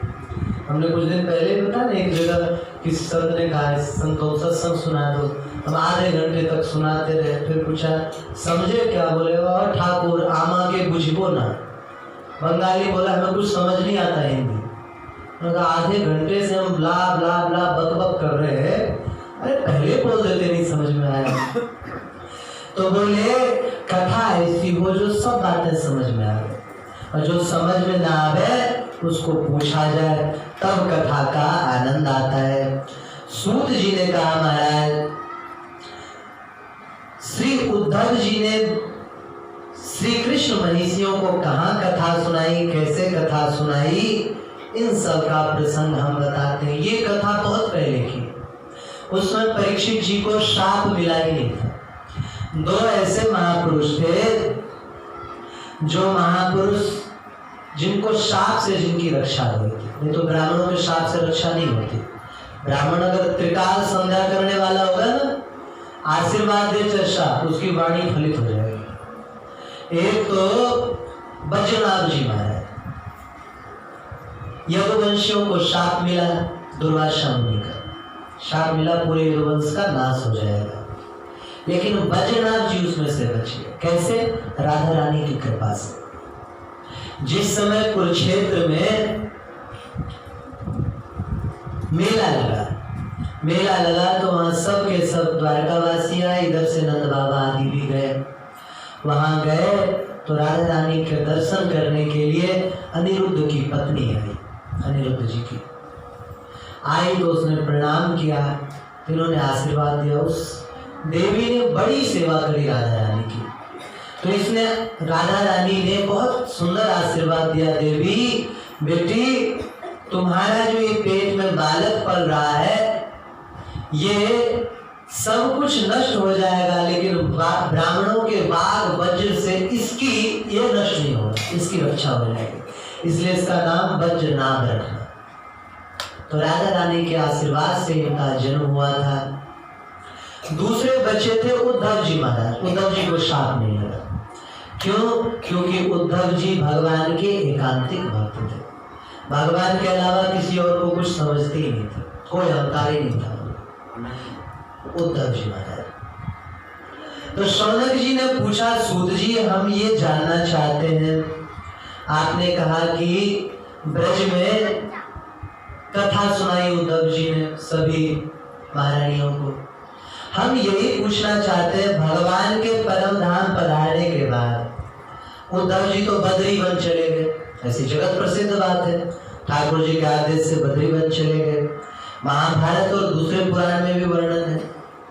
और परम धाम ठाकुर जी के पधारने के बाद 8 महारानियां तो उनके साथ ही चली गई, और बाकी महारानियां जिस समय 16,100 रानी को लेकर के अर्जुन आ रहे थे, उनका हरण हो गया, गोपों ने छीन लिया, पता नहीं क्या दुर्गति भई उनकी। और आप कह रहे हैं कि उन्होंने कथा सुनाई, तो कैसे महाराज समाधान बिठाएं, प्रसंगति बिठाएं? गोपन ने छीनी, भीलन ने छीनी महाराज। उसमें गोप वर्णन आया, गोप और भील दो का वर्णन आया। इसमें भीलन दूटी गोप का वही अर्जुन वही बात। गोप और भील ये तो बना देते हैं लोग अपनी अपनी तरफ से, कुछ नहीं। गोप और भील दोनों का वर्णन आया, और मुख्य रूप से गोपों का ही वर्णन आया। मुख्य रूप से इसमें केवल गोप का वर्णन आया हुआ है कि गोपों ने छीन लिया। गोप जाति के लोग थे, उन्होंने लाठियों से प्रहार कर करके और अर्जुन को हरा दिया। हरिशरण हरिशरण भागवत में भी इसका वर्णन है, और अन्य पुराणों में भी इस बात का वर्णन है। देखो कई ऐसी बातें हैं जिसका लोगों ने अपने मन से बना रखा है। जैसे सुदामा जी महाराज ने चना खा लिया और कृष्ण को नहीं दिया, ये मन से बना लिया, शास्त्र में है ही नहीं, ना भागवत में है, ना पद्म पुराण में, ना विष्णु पुराण में, ना गर्ग सीता। जहाँ जहाँ सुदामा जी की कथा कहीं ये चरित्र है ही नहीं कि सुदामा जी ने छुप करके खा लिया। वो संतोषी ब्राह्मण थे, वो ऐसे कैसे खा लेंगे भाई? बिल्कुल झूठी कथा, रासलीला में भी दिखाने लग गए, और भागवत का धुआंधार, खूब झूठ बोलते धुआंधार, ना पढ़ा ना सुना कहीं महापुरुषों को, जो मन में आया किसी ने कह दिया और सुनाने लगे। अब वही दृष्टांत बार बार नहीं सुनाएंगे। कौवा वाली, कौवा का पंख निकला था, याद आया? कौवा का पंख। एक धोबी बैठा परेशान, पत्नी ने पूछा क्या बात है? बोले अरे तुम्हारे पेट में बात नहीं पचती। ऐसे कैसे नहीं पचेगी? बताओ, जरूर पचेगी। बोले हमारे पेट से कौवे का पंख निकला। ऐसे ही बोल गया। वो पड़ोसन में गई और जाकर सुनती है, बताना मत किसी को, हमारे पति के पेट से कौवे का पंख निकला। अब वो पड़ोसन और दूसरे मोहल्ले वाली सुनती है, किसी और को मत बताना, फलाने के पति के पेट से कौवे के हजारों पंख निकले, एक पंख से 1000 पंख हुए। वो बात और अगले मोहल्ले में गया, सुनो किसी को बताना मत, फलाने के पति के पेट से कौवा निकला। और आगे और मोहल्ले में बात पहुंची, अरे सुना है आज फलाने के पति के पेट से हजारों कौवे निकलते ही जा रहे हैं, निकलते ही जा रहे हैं, निकलते ही जा रहे हैं। पंख को कौवा बोले नहीं, पंख का कौवा देसी कहावत में पंख। हाँ, तो बोले ऐसे ही जड़ तक कोई नहीं जाता। एक परिवार में बेटी का ब्याह था, माता जी दूध औटा रही थी घर में, बिल्लो बार बार आ रही थी, माता जी ने भगाया, भागी नहीं, एक बेलर मारा, वही उड़ गई। अब सोचा ऐसे फेंकने जाने क्या हो, अब सबको तो घर में डाल दिया उस टोकरी के नीचे। बेटी की विदाई हो रही थी, सोचा घर में बिल्ली रहना, अब सबको वह फेंकने जा रही थी और बेटी प्रणाम करने आ रही थी। खैर फेंक दिया बिल्ली, प्रणाम करके बेटी गई। अब बेटी की भी बेटी गई, बेटी की भी बेटी गई आगे चलते। अब उसको याद आया, विवाह हुआ बेटी की बेटी का, हमारे परिवार में नियम है कि जब किसी का विवाह होने लग जाए तो बिल्ली मार करके फेंको। बस महाराज उसने भी एक बिल्ली मंगाई और बेलन दे के मारा और टोकरी में छुपा के रखा और विवाह के अंतिम विदाई के दिन उसको फेंकने के लिए गया। और 10 पीढ़ी बीतने के बाद उसे समझाओ भी भाई वो मजबूरी थी, तो भी समझने वाले नहीं। अब पता नहीं किस महामूर्ख ने सुदामा जी की एक चना वाली कथा बनाई और बाकी जितने महामूर्ख हैं सब सुनाते, धुआं का। एक भी व्यक्ति ऐसा नहीं है जो भागवत के बार पढ़ के देख ले, उठा के देख लो भागवत, एक बार तो पढ़ लो। तुम व्यास हो, कथा सुनाते हो, कम से कम एक बार तो भागवत पढ़ लो भाई, कि भागवत में लिखा है कि नहीं लिखा है। ये तमाम नालायक सुन्न निरक्षर भट्टाचार्य कहाँ से जाने आ जाते हैं। हड़प्पा सभ्यता की खुदाई भाई बहुत सारी मूर्तियां निकली, तो अच्छी मूर्तियां म्यूजियम में रख लिया। जिन मूर्तियों को म्यूजियम में नहीं रखा वो सब मूर्तियां भागवत व्यास बन करके आ गई बाहर। ऐसे मूर्ख जहां सुन लिया वो बला चालू हो जाते हैं। ऐसी ही एक बात और है भागवत में, नारायण नाम अन्य संतों ने तो कहा है कि संतों ने आकर के अजामिल से कह के रखना, भागवत में तो वर्णन ही है इस बात का।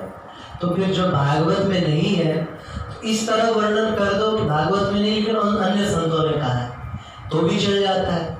लेकिन भागवत एक बार भी नहीं पढ़ते। फिर एक बात और फैल गई है कि उद्धव जी महाराज ज्ञान का उपदेश देने के लिए गोपियों को आए थे। कृष्ण रो रहे थे, बोले हमें याद आ रहा है ब्रज का, वो उपदेश देने लगे। कहाँ से पढ़े जी, कौन से भागवत में लिखी है?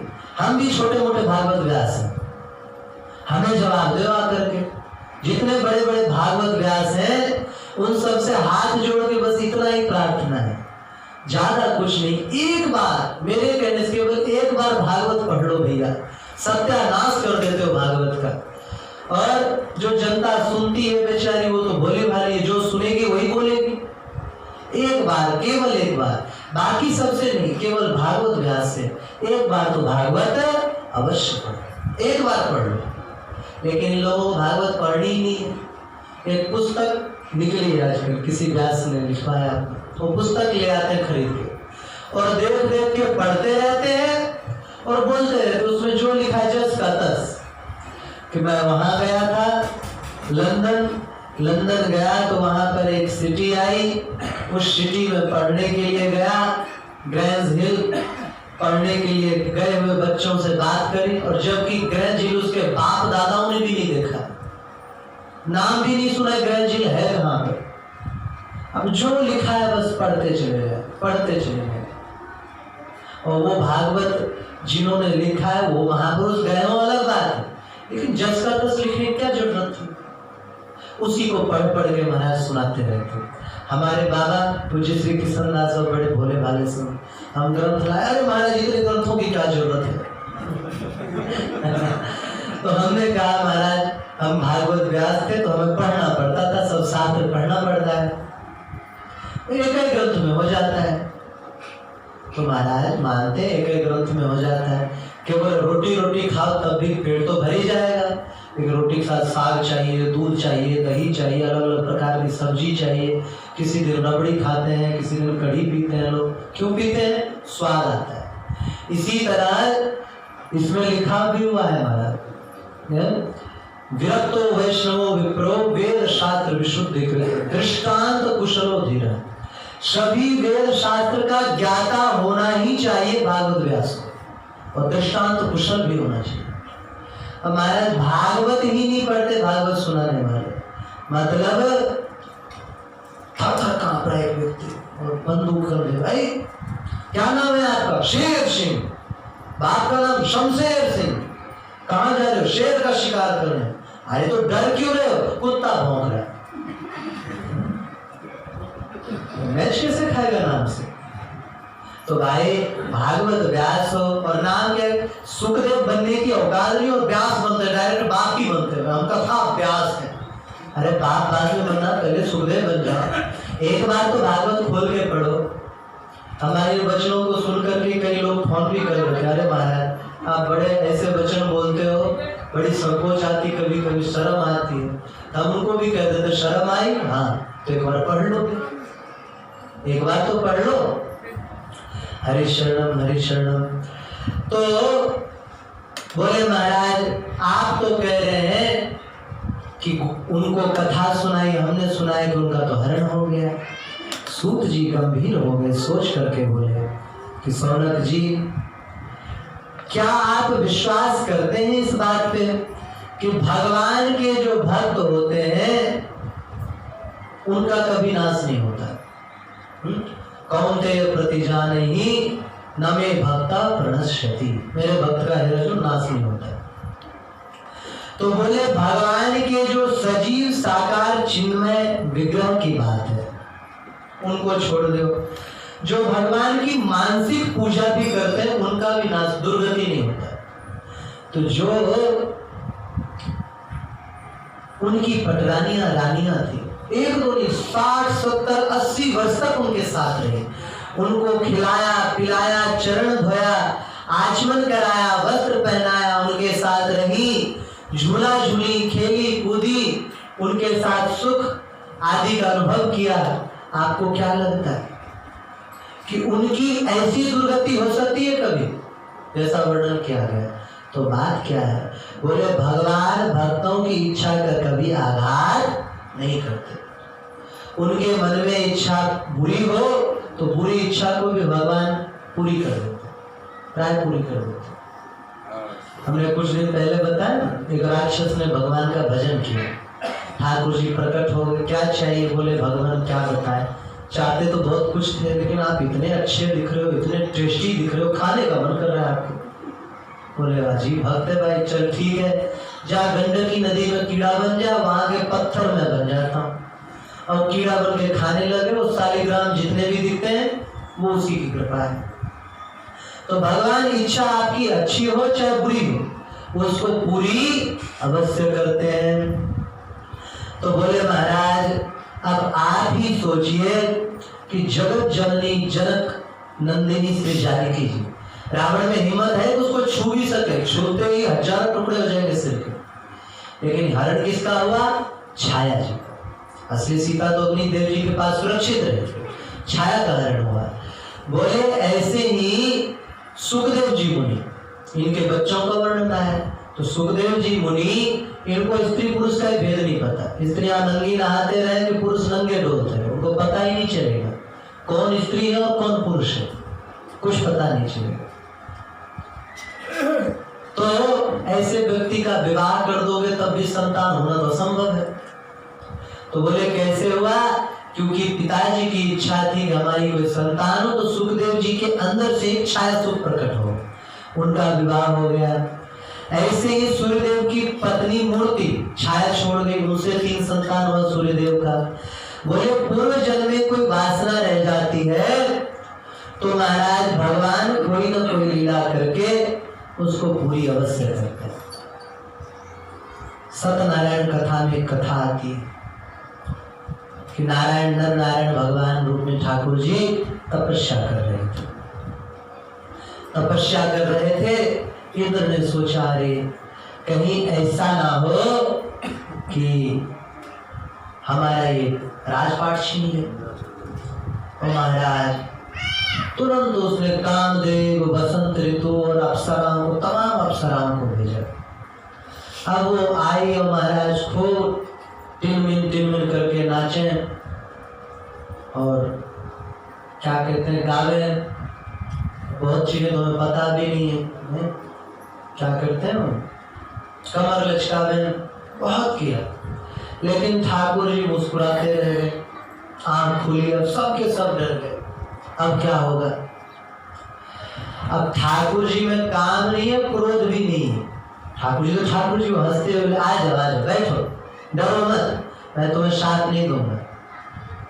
तुम हमें दिखा रहे हो ये नाच गान, हम तुम्हें दिखाते हैं। ठाकुर जी के जंगा में करोड़ों अप्सराएं प्रकट हो गई, ऐसी सुंदरी कि उन सुंदरियों के सामने स्वर्ग की अप्सराएं ऐसे लगने लग गई जैसे कोई भेलनी हो। इतनी सुंदर, सब संकोच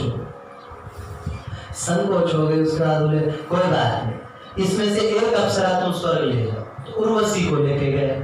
फिर बोले प्रभु हम कुछ चाहते हैं आपसे। क्या चाहते हैं? बोले आप हमारे पति हो जाओ। बोले देखो इस अवतार में तो मैंने जैसा वेश बनाया वो साधु का वेश है, इस वेश में तुम्हें पति नहीं बनूंगा, अगले जन्म में मैं तुम्हें पति रूप में मिलूंगा। वही अगले जन्म में सारी की सारी अप्सराएं अन्य राजाओं के यहाँ प्रकट भई और प्रकट होकर के पैदा भई भौमासुर अपहरण करके ले आया। अब इन सबको ही महाराज अप्सराएं थी वो, इन सबको फिर ठाकुर जी ने भौमासुर का वध करके विवाह किया।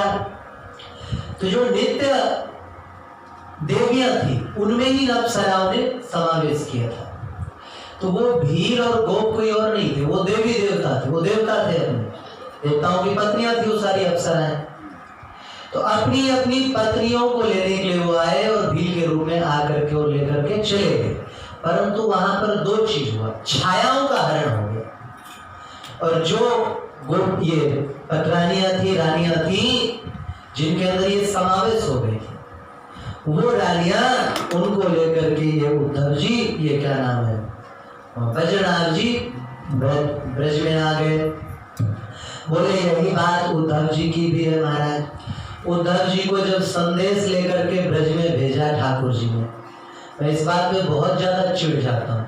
कोई कहते हैं ना क्या उद्धव जी का ढोल का पोल और जाने क्या क्या दोहा चौपाई बनाए, टुकटुकी, बजनता, ढोल तमाम बना रखे महाराज। हाँ, कि गोपियों ने महाराज ज्ञानी उद्धव का और ज्ञान को खील उड़ा दिए। इसी से उन लोग ऐसा मन करता है कभी लैट्रिन टैंक में डुबा के मार डालो।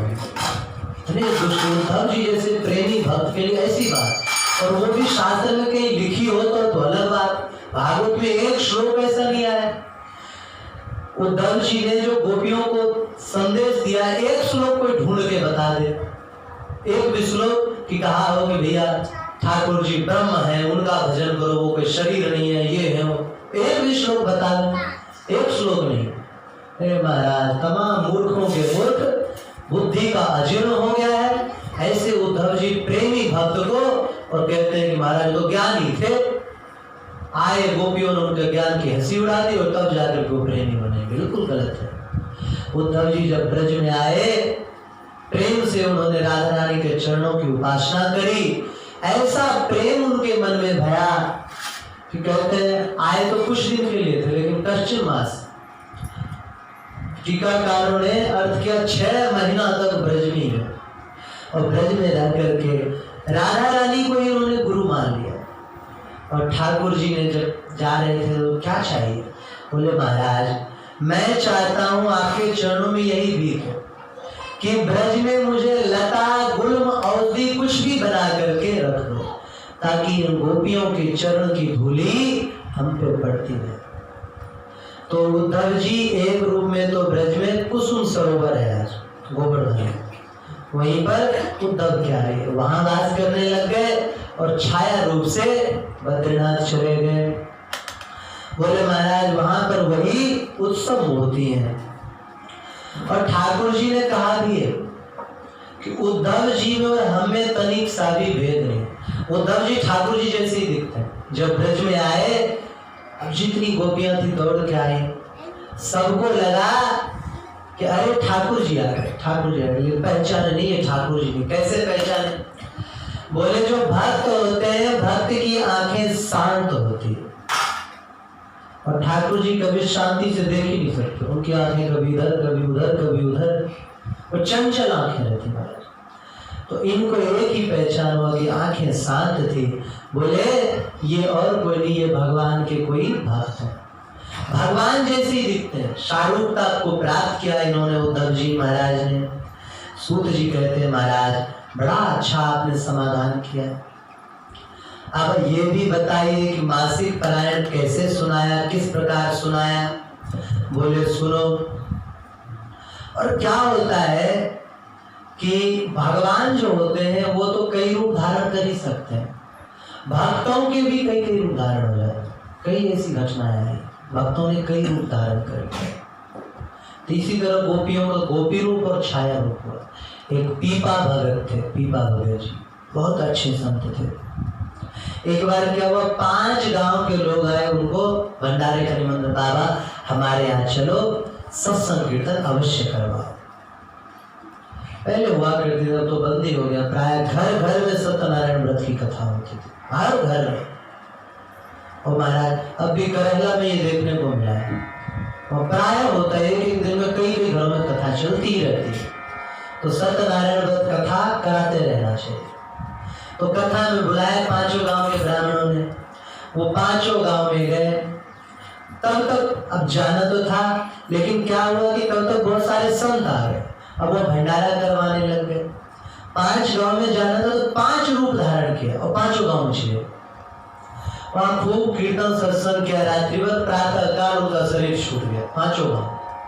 अब सब लोगों ने उनका संस्कार कर दिया और राख लेकर के और आए माता जी को, सीता सहचरी माता को संदेश सुनाने आए। तो देखे पीपा जी महाराज सत्संग कर रहे हैं, वहां संतों बीच में बैठे।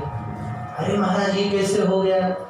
तो बोले यही तो बात है, भगवान और भगवान के भक्त में तनिक भी अंतर नहीं है। तो दोनों एक ही स्वरूप है, एक ही है, अंतर मानो ही ना। हरिशरणम हरिशरणम।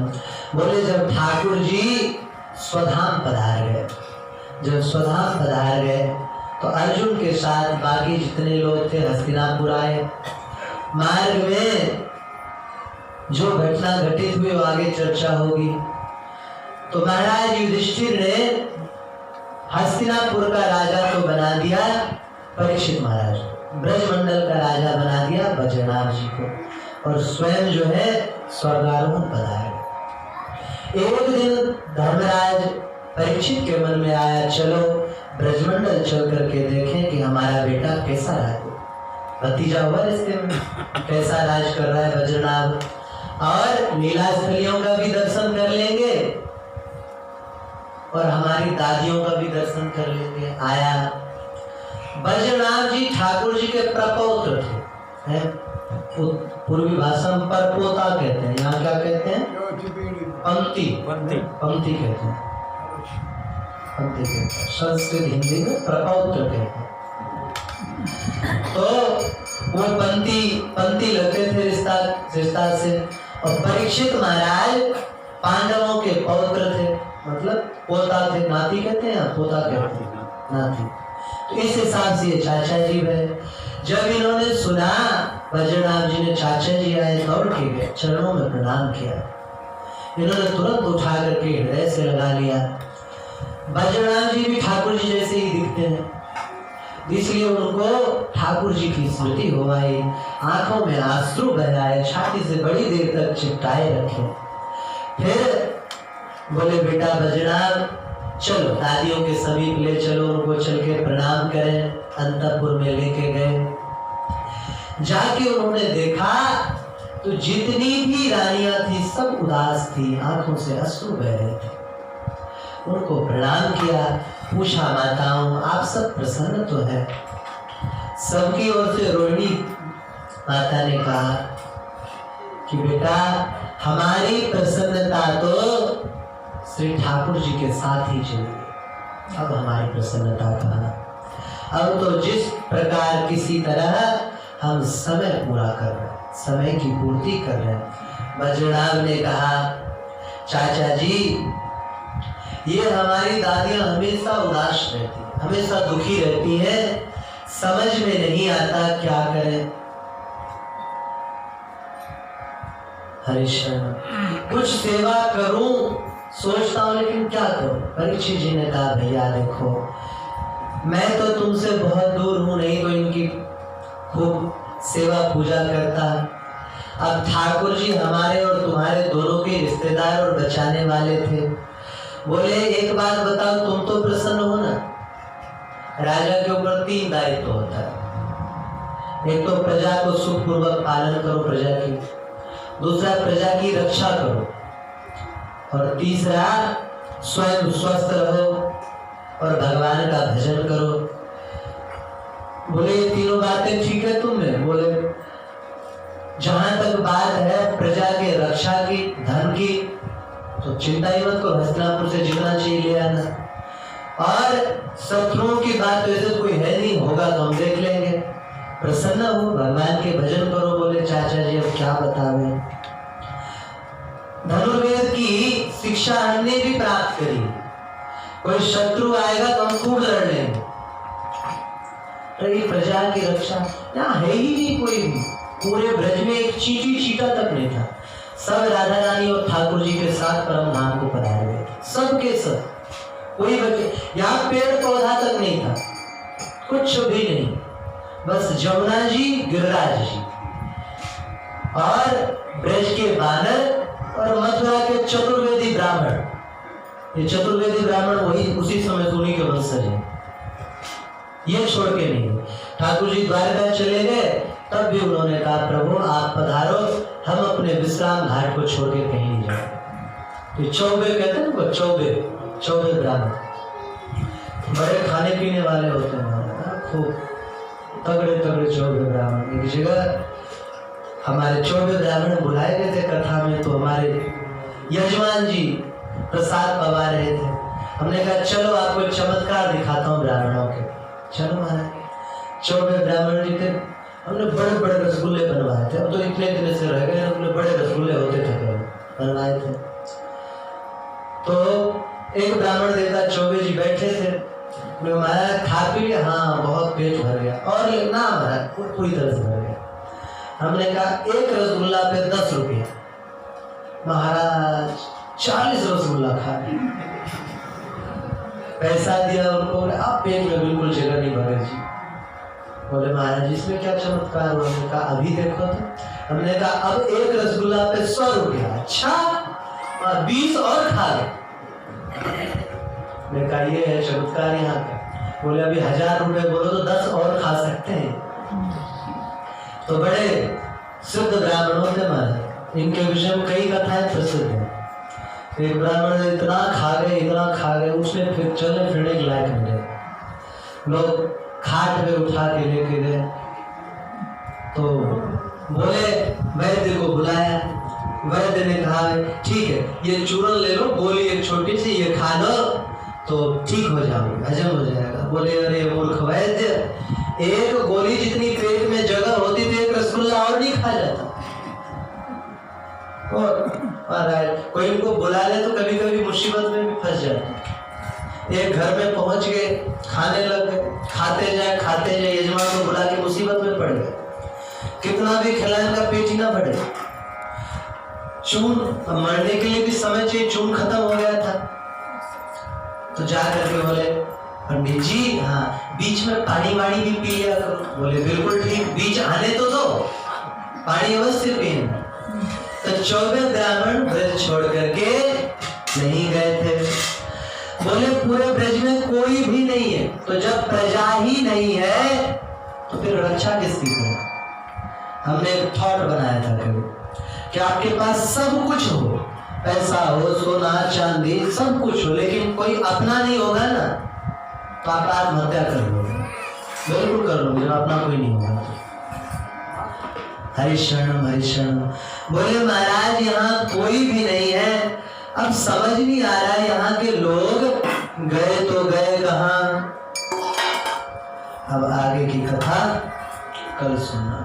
आज एकादशी भी है, इसलिए थोड़ा कीर्तन करो अच्छा।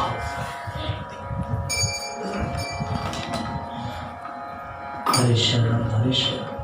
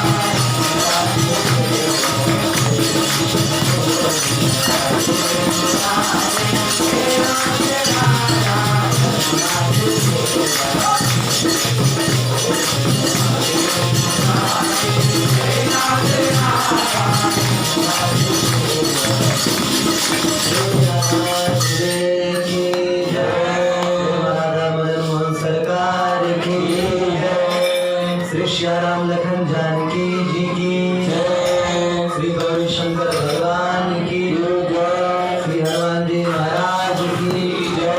भारत माता की जय। जगत गुरु द्वाराचार्य मलोक पिछवादेश्वर सदगुरु डॉक्टर राजेंद्र दास देवाचार्य महाराज की जय। श्री कृष्णदास बाबा की जय। सभी संत हरि भक्तों की जय। जय जय श्री राम, जय श्याम, जय जय श्री सीताराम। हर हर महादेव। भगवान की जय। ठाकुर जी फोटो ले ले।